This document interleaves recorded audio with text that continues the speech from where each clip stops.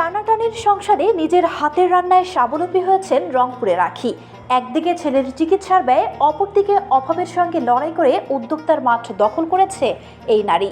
ছেলের অনুপ্রেরণায় অধিক উৎসাহে পারিবারিক বাধা ভেঙে সফল হয়েছেন তিনি। রান্নার পাশাপাশি উত্তরাঞ্চলের শীতল কাঠের গহনা, ক্যাটারিং, হাতের তৈরি সেমাই, বিভিন্ন কসমেটিক পণ্য দিয়ে আখি এখন রংপুরের পরিচিত মুখ।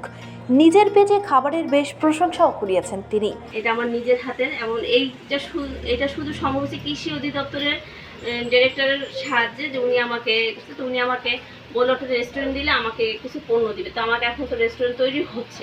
শুধু তার হাতের রান্নাই নয়, উত্তরাঞ্চলের সুনামখ্যাত শীতল তৈরি করেও বেশ সাড়া মিলছে তার নিজস্ব পণ্য দেশ ছাড়িয়ে বিদেশে পৌঁছানোর ইচ্ছে ব্যক্ত করেন এই উদ্যোক্তা।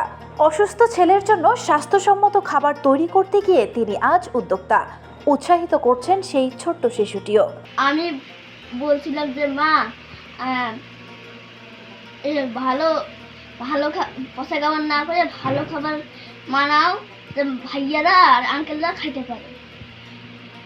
আম্মু আমার কথা শুনে এই কাজটা করলো।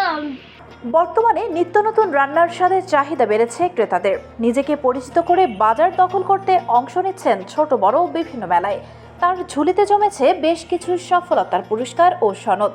শুরুটা অভাবের তাড়নায় হলেও বর্তমানে নিজেকে ব্র্যান্ড হিসেবে গড়ে তোলার ইচ্ছে তার।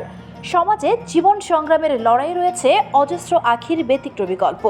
ঊর্ধ্বতন কর্তৃপক্ষদের সহযোগিতায় এগিয়ে যেতে পারে স্বপ্ন পূরণের লক্ষ্যে এই এগিয়ে চলা নারীরা।